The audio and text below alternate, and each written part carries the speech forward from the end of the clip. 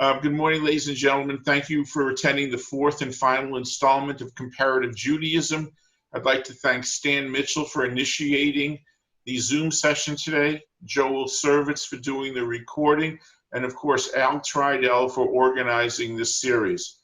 Our moderator today will be Rabbi Howard Siegel from Temple Beth Shalom. Our panelists will be Rabbi Michael Shafran, Rabbi Anat Moskowitz, and Rabbi Chaim Steinmetz. The format today is going to be slightly different.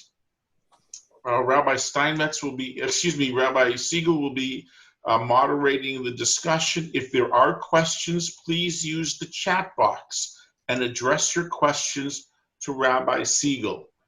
If time allows, he will put those questions forth to the panel.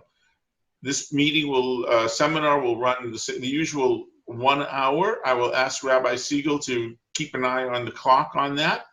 And that way the questions can go directly to Rabbi Siegel and he can then disperse them to our panelists. I might suggest that it would be easier, rather than for everybody to be in gallery view, for the participants and the viewers to change their viewing preference to speaker view.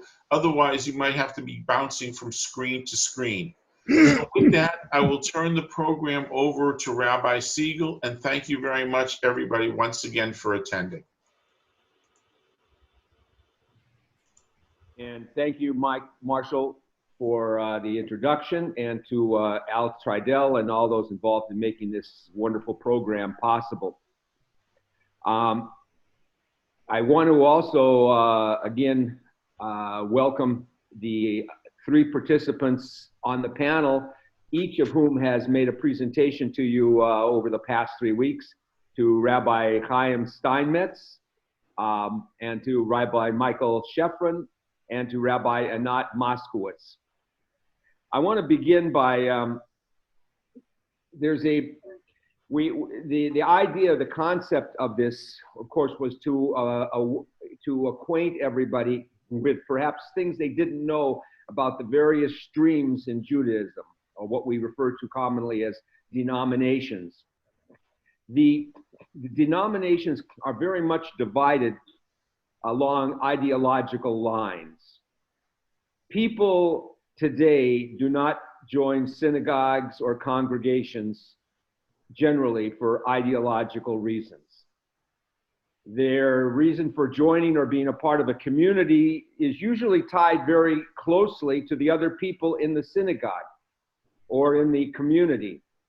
Make no mistake, the rabbis play a major role in it all, but sometimes we as rabbis and we as religious leaders take too seriously the ideological involvement of our various congregations and don't pay enough attention sometimes to exactly the reasons what brings them to us. This morning, I'd like to address 5 different areas of Jewish life today, realities that face us as Jews and as Americans in our country as well as around the world today. I'm going to be asking questions of the panel on topics of Israel, the coronavirus, LGBTQ, and for the uninitiated, the LGBTQ is an abbreviation for lesbian, gay, bisexual, trans. Excuse me. Yes. Transgender. And queer. Also, I'm going to be asking questions on the areas of who is a Jew, and finally the role of religion in America.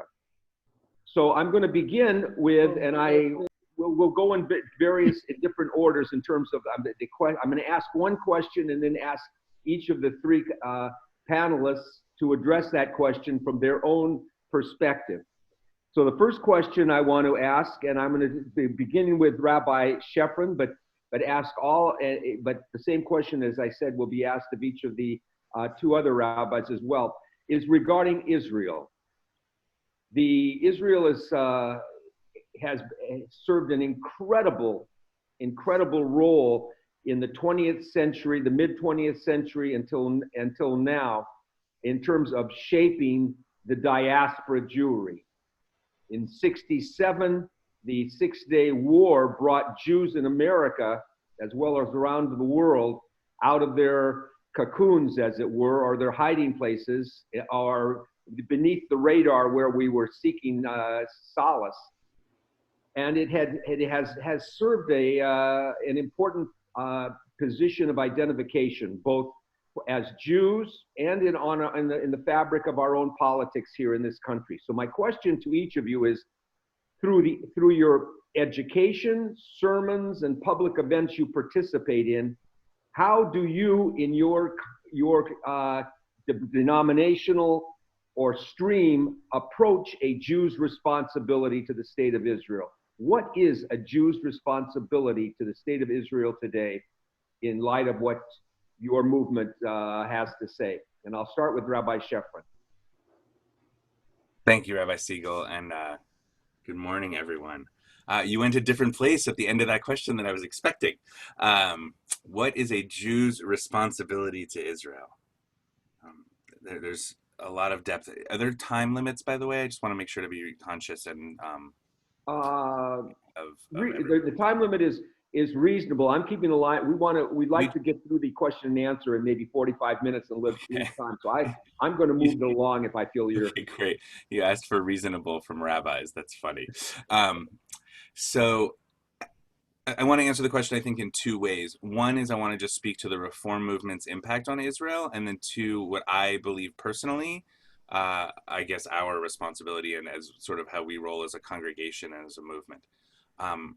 Initially, the reform movement was not a Zionist movement at all, being that the idea of being a light unto the nations and that the temple could be anywhere in our lives, could be the Golden Medina, as it's called. Israel was not a big priority early on in the reform movement, but in many recent years, it has become as such, so much so that when rabbinical students go to HUC, the Reform Seminary, their first year is in Israel. For the immersion in Hebrew, for the connection to the land, to connecting with organizations on the ground there and making friends and building relationships with people in Israel. It has become a huge priority in the reform movement. And I think that impact is really seen.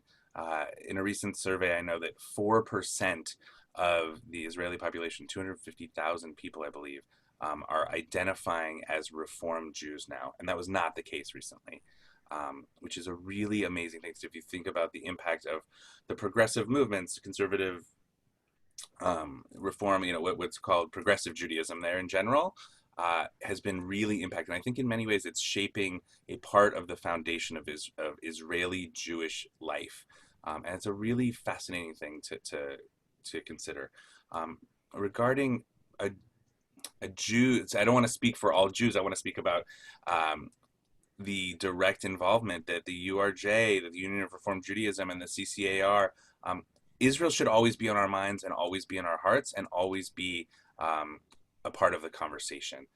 It's hard to say what one particular Jew's responsibility should be, but for me, the thing that I would want for any Jew is to have a relationship with Israel. Having never been, hoping to want to go, having heard things in the media, to want to question and learn and invest energy. And as well, that we have a responsibility, I think, to the tapestry of Jewish life, to make sure that Israel exists. Whether that's involvement politically, religiously, culturally, in any way that we can support. Israel has become and shall be another light unto the nations, as has been said.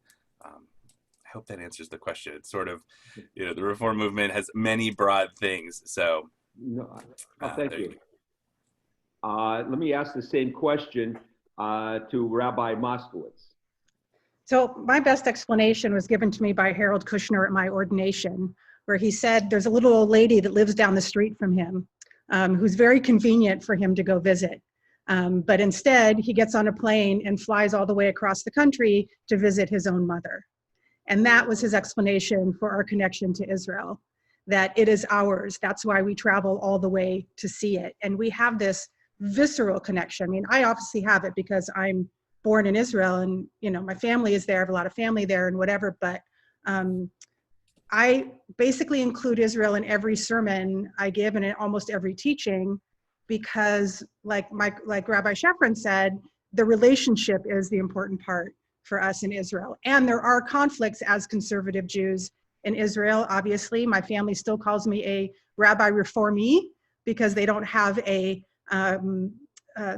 dialect, the language to talk about the different movements in Judaism. So you're either authentic Orthodox Jews that they understand, or you're reformee. And every girl there that has a yarmulke on is considered reformee. So it's still a challenge there, but we do have conservative and reform and reconstructionist and even Jewish renewal synagogues throughout Israel, and it is expanding. But the most important part from Rabbi Kushner's viewpoint was that it's ours. And so we feel a sense of ownership and a sense of connection that we can't separate ourselves from, even when we don't agree with the politics of Israel, even when we are struggling with whatever it is, it's still ours. And we have that, hopefully every Jew has that visceral connection. And it's always my goal as a rabbi to encourage that and to help foster that. Thank you. And Rabbi Steinmetz. I concur with the previous speaker. I call it mishpocha, family. Every Jew everywhere in Uganda and Australia and in Israel are equally the same for us because they're part of the family.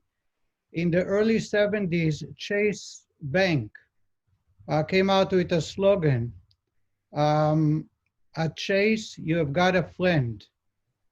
Bank Leumi, which is one of the largest banks in Israel, opened up a branch in Manhattan at the same time. And their slogan, building up on the Chase Manhattan Bank, started advertising in the Times and other magazines. In Chase, you have got a friend. In Bank Leumi, you have got a family. You got mishpucha. And this is not something that we progress, change. A family you don't choose. A family member you cannot reject. It is a gift that given to us by God, and we embrace it. So our relationship with Israel is the same as with the Jews in Ukraine and Moldova and in Montana as well. I don't see any distinction when it comes to the population. In addition, the Holy Land, we are told in the Torah, is the land on which God's eyes upon it from the beginning of the year till the end of the year, Mereshit Hashana ad Acharit Shana, which means God watches carefully what is taking place there. There are many other commandments that can be observed only in the Holy Land. There are some restrictions that apply only in the Holy Land, so it adds an extra level of holiness when it comes to the land itself. Okay, thank you very much. I want to move along the discussion because we really don't have a lot of time, but let's turn to the coronavirus, which of course I think it goes without saying is the number one issue on our minds, and certainly on the minds of people here in this country and certainly around the world, including of course Israel. But as a religious bodies, what religious compromises are each of our movements willing to make to guide our community through the coronavirus? Or do you think there is a need to make any compromise in religious or ritual behavior? And I'll begin with Rabbi Moskowitz. Well, obviously the overarching belief is of pikuach nefesh, that we have to save the soul, which in Judaism, as you know, means the body and the spirit. And so I haven't seen a lot of, again, I'm not a pulpit rabbi at the moment, so I haven't seen a lot of stuff coming down from the conservative movement telling me how to lead my congregation or what we can and cannot do within the framework of what it means to be a conservative Jew, or even a Jew for that matter, other than, you know, the rabbi is the Mara Da'atra, the rabbi is the teacher of the place, and the rabbi in the synagogue with the ritual committee and the community decides what's appropriate and when the physical doors are closed and when the spiritual doors are open and when the Zoom doors are open and all of that.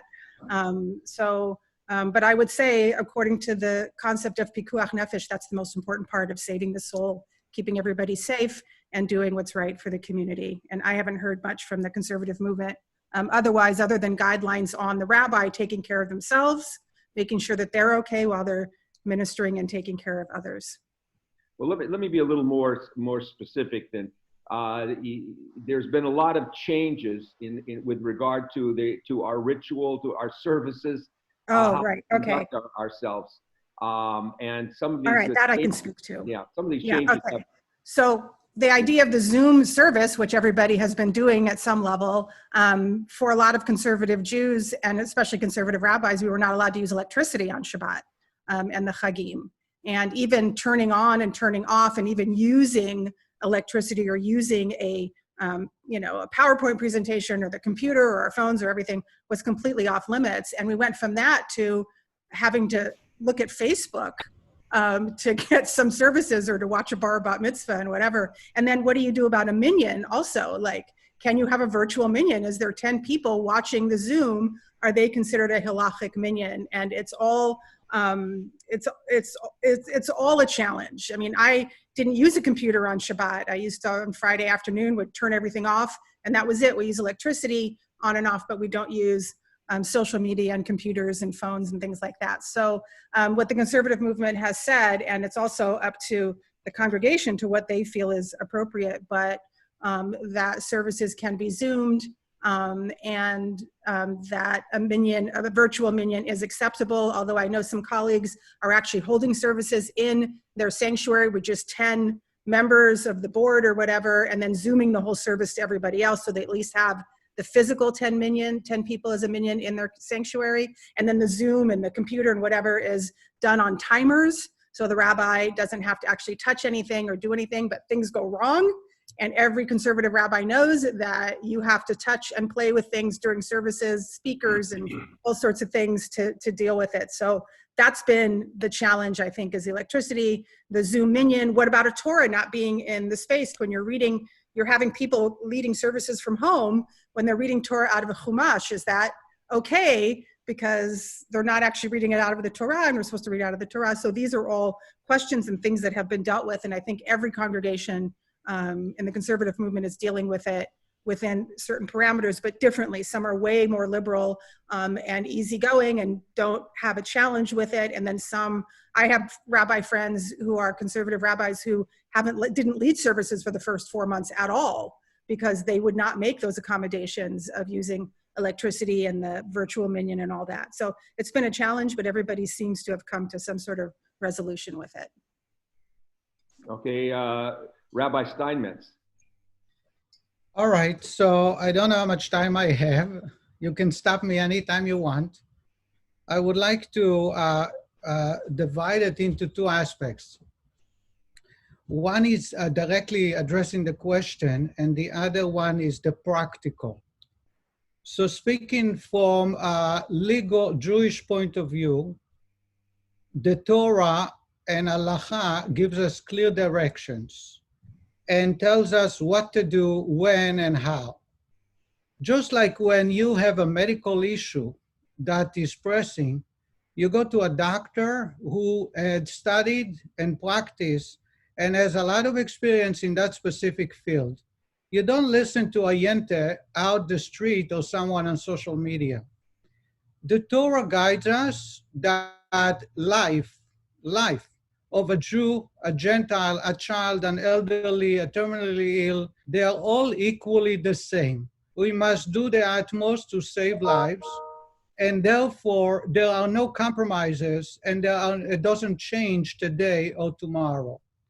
Having said that, if a rabbi needs to rule, they inquire by the doctors, and because they are the professionals in the field.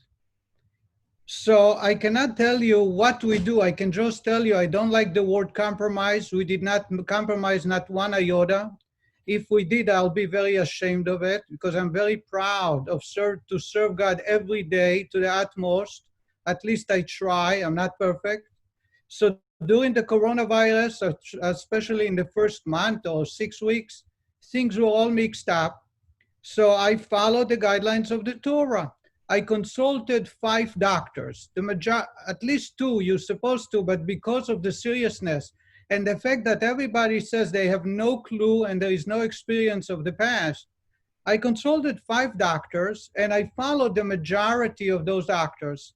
I got to tell you that it worked perfectly well. So we're not rushing to make decisions and close down the synagogue. However, we don't allow for anyone to attend. So immediately we set up guidelines. We did not have service for about 6 weeks. No one was allowed to enter the synagogue. But we still had a minyan because I'm blessed with a very large family. They all were kicked out of yeshiva. So I had, since Purim, since the middle of March, we had only men. We had a minyan with my in-law, my son-in-laws. For Pesach, we had a minyan 3 times a day, every day, the week before and after. And on Shabbat, we had usually a relative who joined us in the house. So we did run services, but we restricted it to family. Only no one else was available. No one else was allowed. After that, things have changed. This is something of dynamic nature because it depends on the virus. There is an uptick going on in town for the last 2 weeks. So we are very concerned and we are considering stopping what we're doing, or when we are restricting it. So this is from a halacha point of view. I hope I covered that. From a practical, No, go ahead. From a practical point of view, I think that the underlying issue as a rabbi who cares about the community, it's not necessarily the rituals as much as it is the social. As human being, the human nature is that we need to see faces. It's not enough on social media. It's not enough Facebook and Twitter and Instagram. We need to see and be close with each other.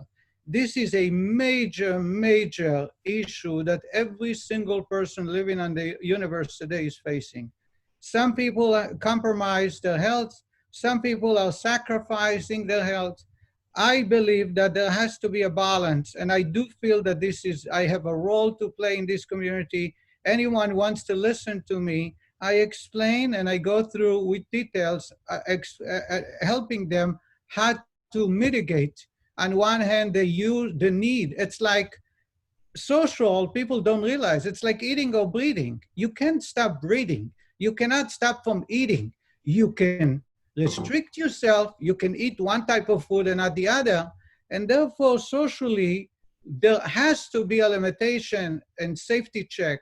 But just to cut it off totally, in my opinion, it's not just about unacceptable, it's just impossible. I have a father and mother who are very old and not well in Israel, and they care about their health. But after I'm very close with them, we have a large family, but I'm the oldest, and therefore they confide with me. And they cried to me that it's just impossible just to stay home all day. So we need to work out some details of how to make it safe. And I think therefore there is no one size fits all, not a community, not a person, not a congregation. And it should be dealt with on a one-on-one basis. Just like when you go to a doctor, you don't expect to copy someone else's. Okay. Okay, thank you. And finally, Rabbi Shefrin.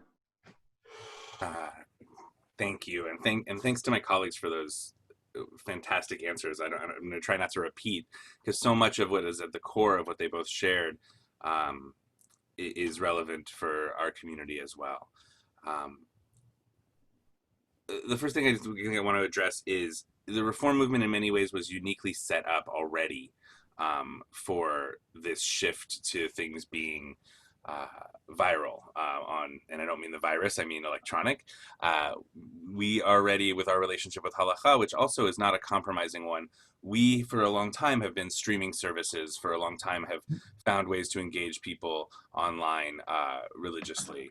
And so the shift for us was, as Rabbi Steinmetz so beautifully articulated, wasn't so much for us in our halachic distinctions of how we practice our doing of mitzvot and our tefillah, our prayer, but more so, how do we engage socially, and how do we find that human connection from a distance?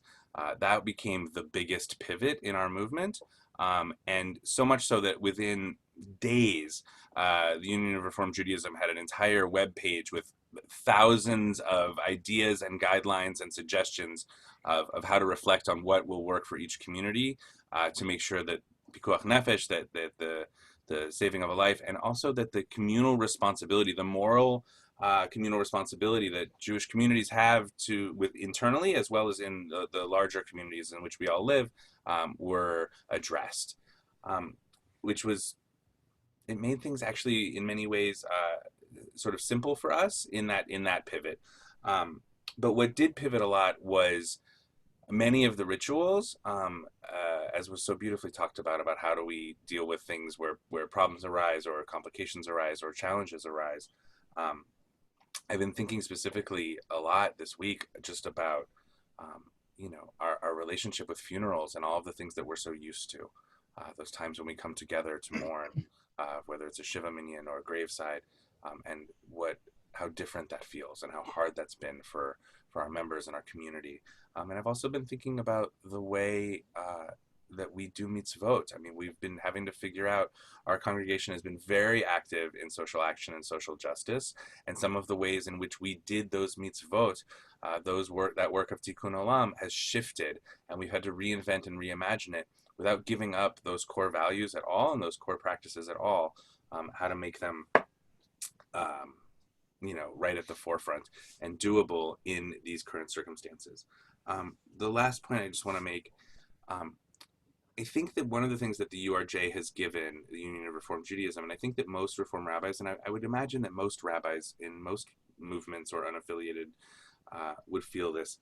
I think at this time, we've become what somebody, a rabbi I recently heard referred to as the translator in chief.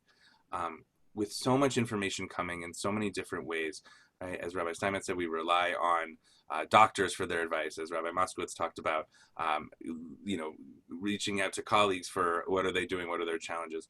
We've become, for many in our community, the effective center point for gathering information that they want to apply in their lives, which has been a really interesting role, because I think in many, at least in my experience, we might have had that politically, we might have had that socially, we might have had that role in many aspects of life, but now it feels like in this moment of fear and tension and crisis and uptick and with the loss that we've encountered, with illness, with the tension between people, we've become this centerpiece of translating how do we live life.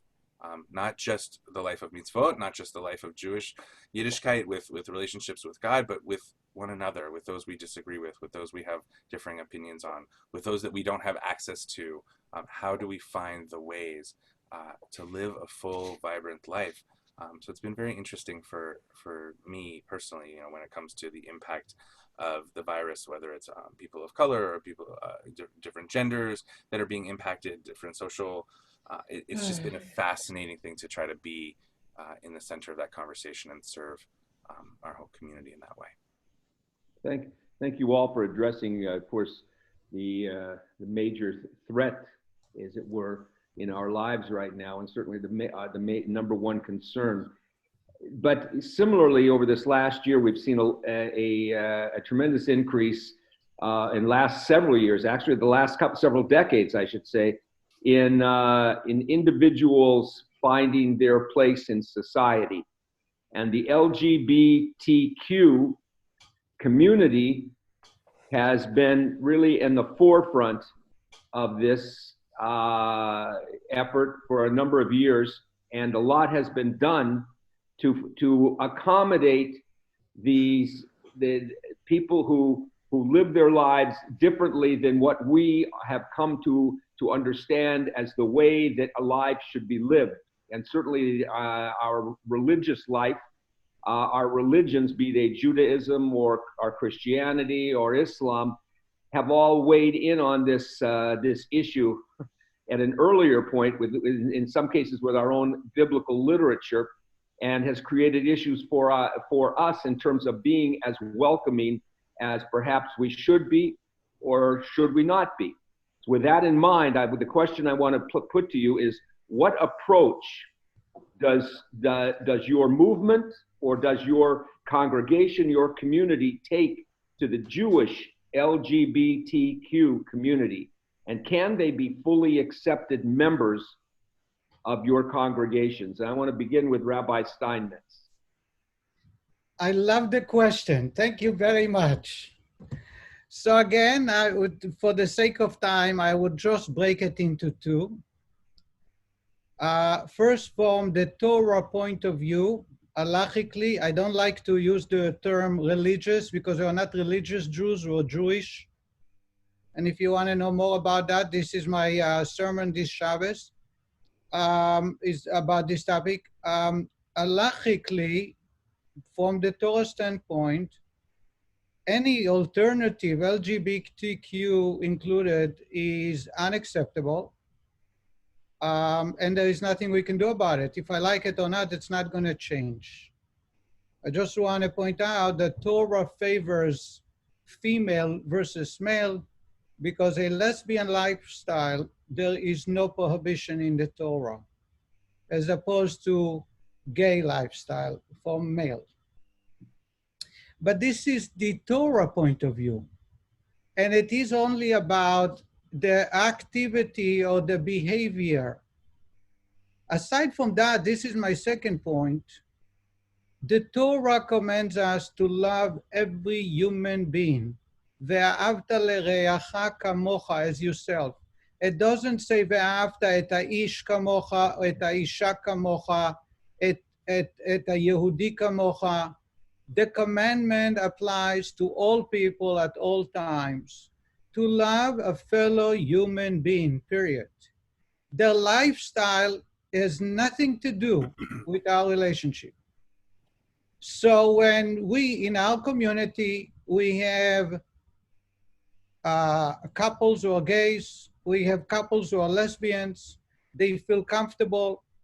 I am not allowing anyone to mention or bring anything that would be disrespectful to any human being, and that includes the LGBTQ.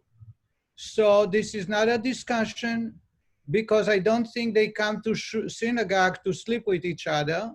If they did, I would prohibit them, just as I would prohibit a male and female cohabitating in public. What they do at home is their business. You have someone who lights on Shabbat and cooks on Shabbat, which is the same exact prohibition as LGBTQ. I do not stand and say, we're going to check how you conduct yourself in your privacy and in your home.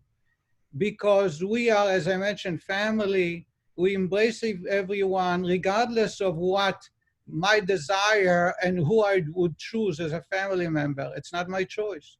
So in summary, I think that the point is very well, I hope was clearly, there is no way to say that this is an acceptable lifestyle. If someone were to ask the rabbi, definitely it is unacceptable. At the same time, it does not allow for disrespect, rejection, putting down, shunning down, or humiliation. It is totally unacceptable. We have had a couple who are lesbians, a couple who are gays, more than one, and they have been to my house for the seders, and they have been to our services, and they get called to the Torah, and they are treated equally the same as any other male or female. Okay, thank you very much. Rabbi Shafran. Thanks for the question. And Rabbi Steinmetz, thank you for your answer. I'm very proud of the Reform movement's stance on inclusivity and welcoming for all people, of all faiths, of all, and we'll get to more of that, I'm guessing, in the Who is a Jew conversation as well, but in particular for the LGBTQ community. And that acronym has expanded into I and A and plus and all of these wonderful ways of finding people's understanding of self-identification. That's an important aspect, right? If we're thinking and understanding the Torah, in particular about the concept of B'Tselem Elohim, that we're all made in the image of God and how we understand God, that gives a broad umbrella for us to all stand under.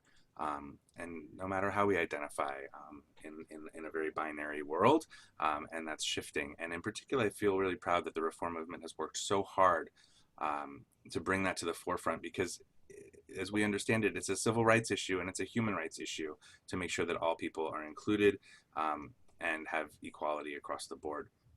And the biggest changes that I can see implemented are in the 70s. There was there's a tshuva in the Reform movement that calls for the decriminalization of homosexuality. And I think that's an important term, because for a long time it was seen criminally, right? This sort of abhorrence, this breaking of Torah law. So we've called for that. And the way that we've enacted it is through social action commissions out in the world. Anybody that identifies in any capacity is welcome to seek to be a part of the rabbinate or the cantorate. From youth to, it's a constant topic of conversation, and the work is being done in the Reform movement globally as well as here in the U.S.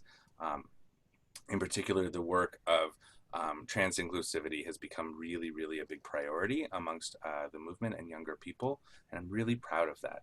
What's really interesting, and just sort of the perspective, is in the movement, it's almost no longer a challenge. We're doing the work in the world of it, not within the movement. The work inside the movement has to do with sort of interfaith marriages and interfaith relationships. That's a greater challenge within the Reform movement today than the idea of inclusivity and welcome. We just see everyone as B'Tselem Elohim, as made in the image of God, and as the sort of challenging texts within our Torah, we wrestle with them, we confront them, and we live together, all of us. And particularly at Temple Emmanuel, I'm proud that we are welcoming. I'm proud that we are inclusive. I'm proud that I have so many members of my congregation who have used terminology or language that has been maybe seen as offensive or not thoughtful, and we have a space where we can learn together and talk about pronouns, and we can talk about ways of identifying, and anywhere on the spectrum of identity, whether it's gender or sexual, and love is love, and that's how we roll. So thanks. Rabbi Moskowitz.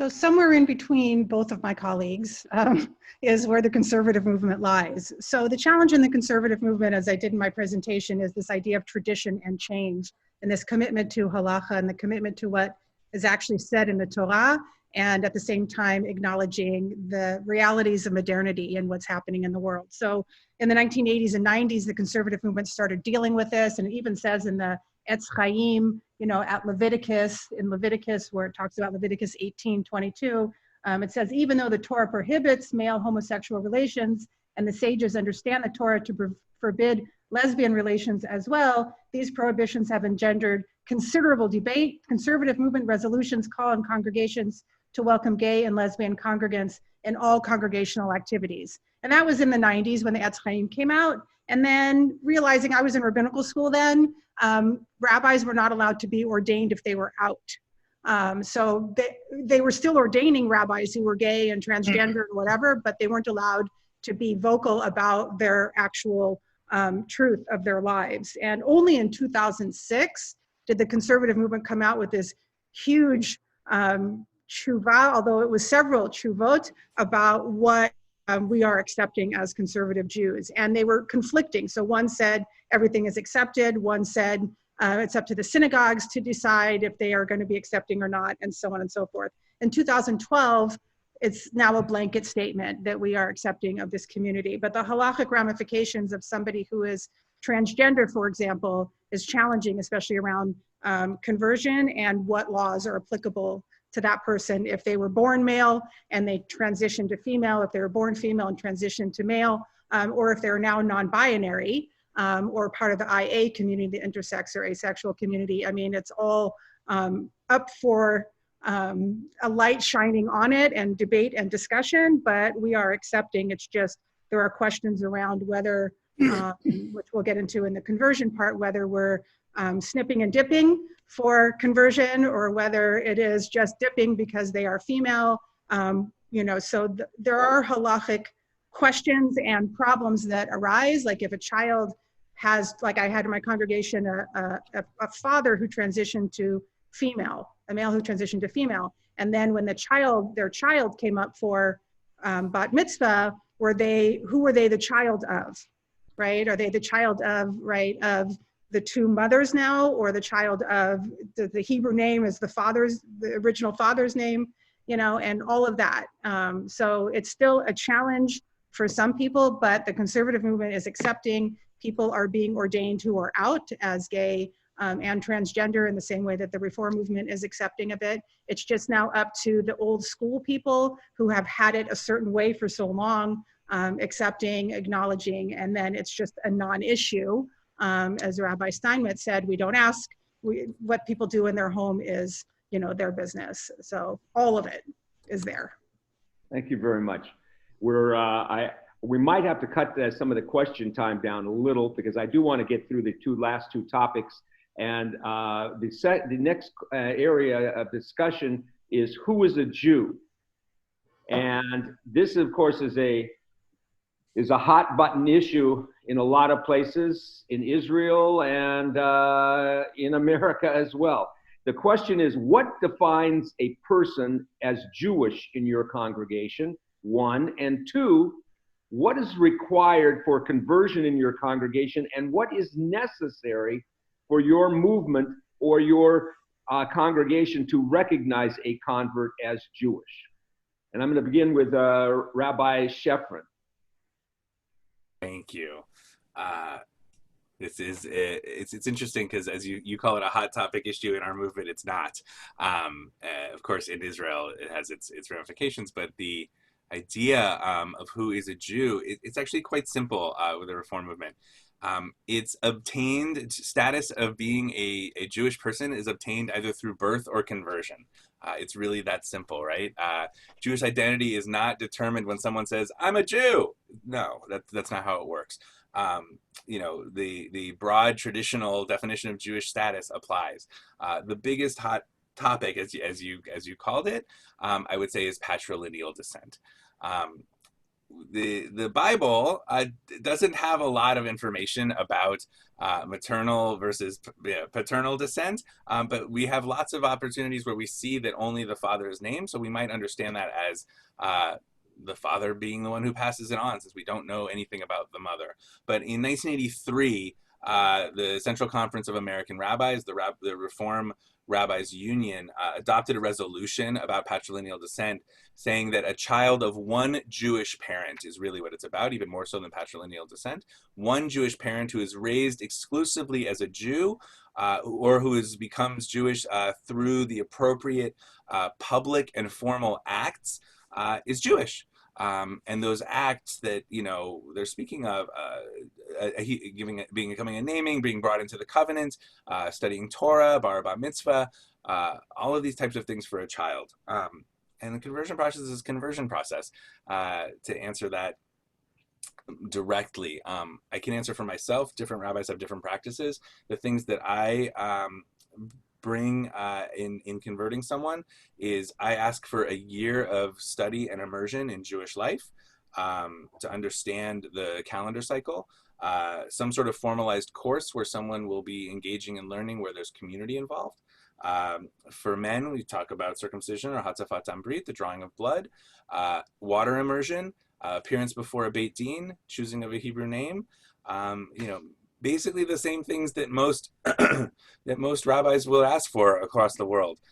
The greatest challenge is of course, the recognition in Israel for those, according to the Rabbanut, for those who have been converted through a reform process. While they are seen as Jewish by many, even with a kasher immersion and Beit Din, most of the rabbis are not seen as rabbinic enough, I guess one might say, by the Rabbanut in Israel to deem those conversions kasher, to deem them kosher.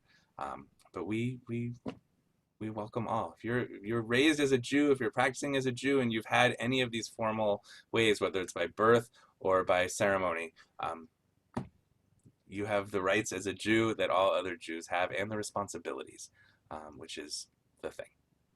Okay. Thanks. Thank you. Rabbi Moskowitz, same question. So same discussion, birth or conversion, although we don't accept patrilineal descent, only matrilineal descent. I've had to convert kids in my congregation before I did their bar or officiated their bar bat mitzvah or at their weddings. And I served a Reform congregation for years as a conservative rabbi. It was very challenging. I did a lot of conversions and mass conversions. So same idea, the Mila and Mikvah with Adim for conversion. In the congregation also, when I served two conservative congregations beforehand, there was always a question about who was leading services, and they had to be somebody who was Shomer Shabbos and Shomer Kashrut, Shomer Mitzvot. And they actually asked those questions in the 80s and 90s and whatever when I was first leading. So that was always a question too. I don't think that question is asked anymore, but that was an assumption that if somebody was going to be a Shaliach Tzibur, that they had to be, they had to be Shomer Shabbos and Shomer Kashrut, et cetera.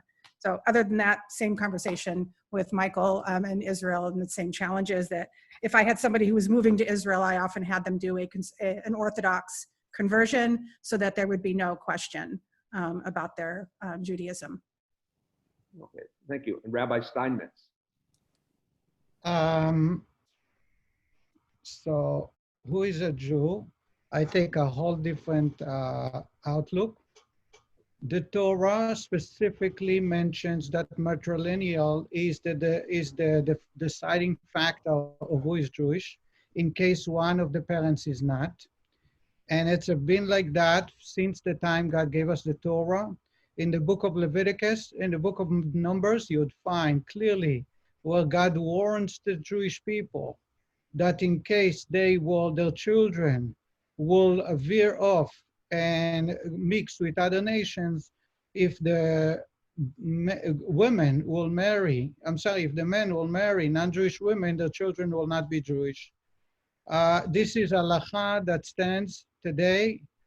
30 years ago when I moved to this town, before and when I was a rabbi in Los Angeles, where I grew up in Israel, it doesn't change. The tapestry of law does not change for location or time. And thank God for that.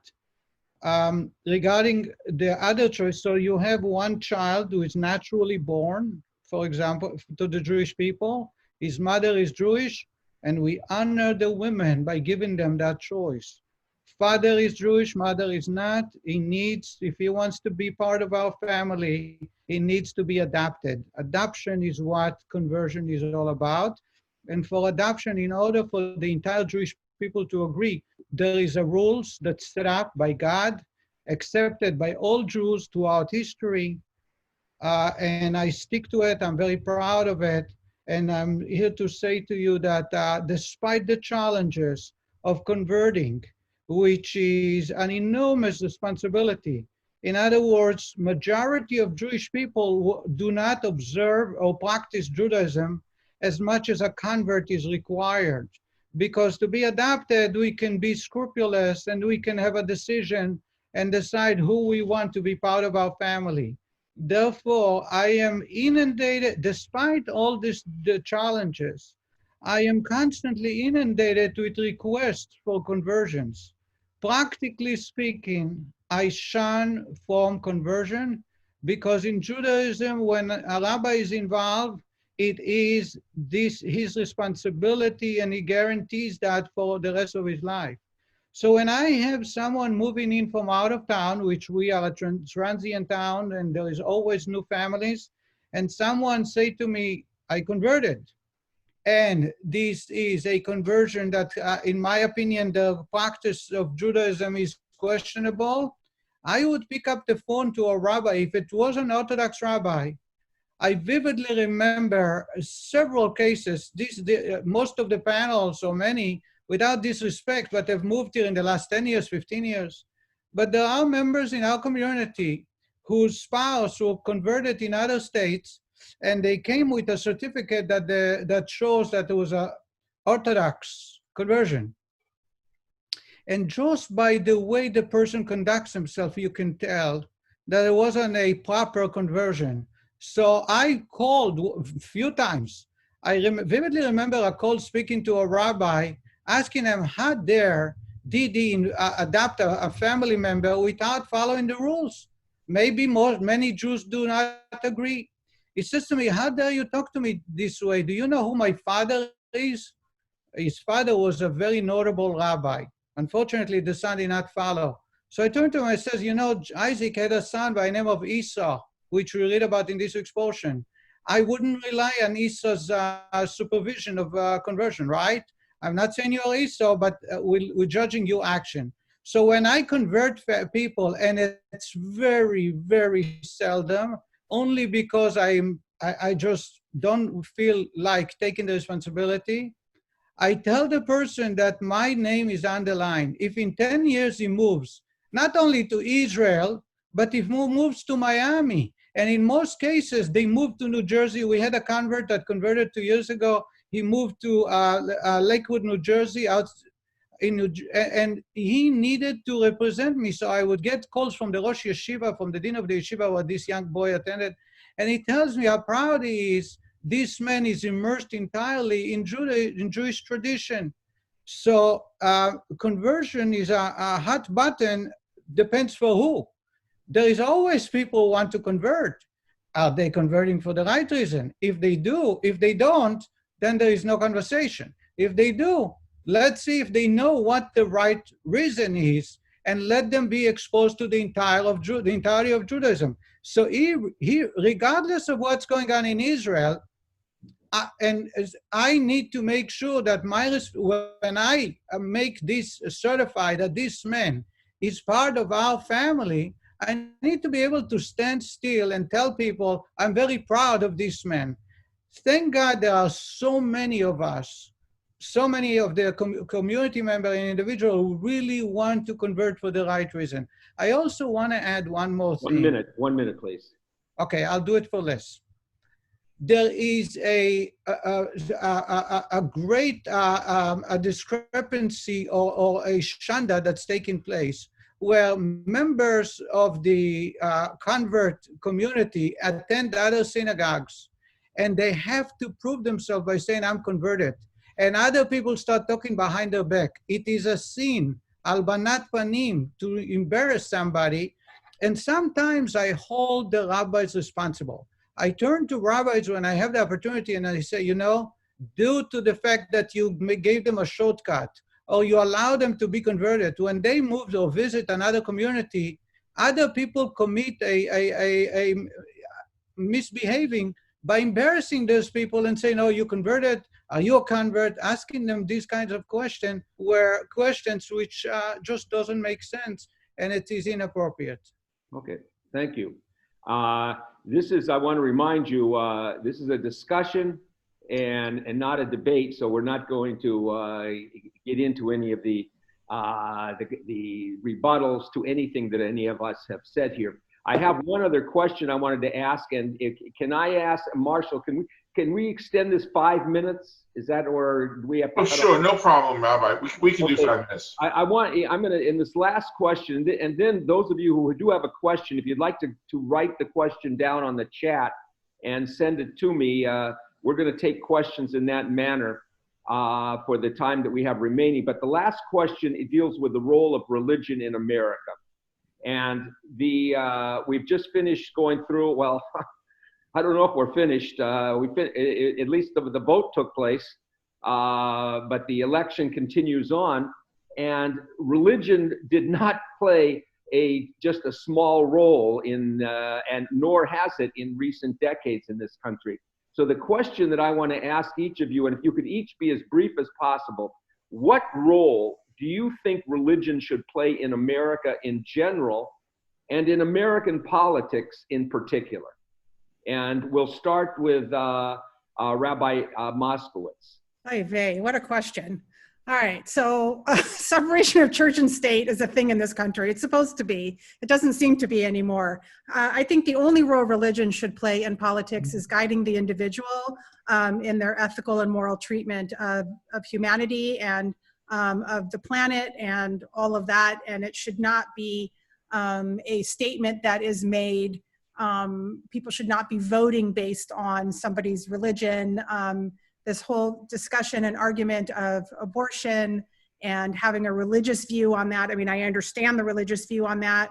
And it's challenging to think about how people vote based on whether someone's a Christian or a Catholic or a Jew and all of that. But this country is not built on the melding of law and religion as one, even though originally some of the text seemed to have come from Torah. It was from a text that everybody at the time seemed to be agreeable on. So I would say there's no place for politicians to use religion as a way to get people to vote for one thing or another, or for one person or another. And it should only be a guide for the individual. The individual can think about how I'm voting, if this person is pro-Israel or not pro-Israel or whatever, that's up to the individual. But that should not be something that a politician states and makes and turns a political issue into a religious issue.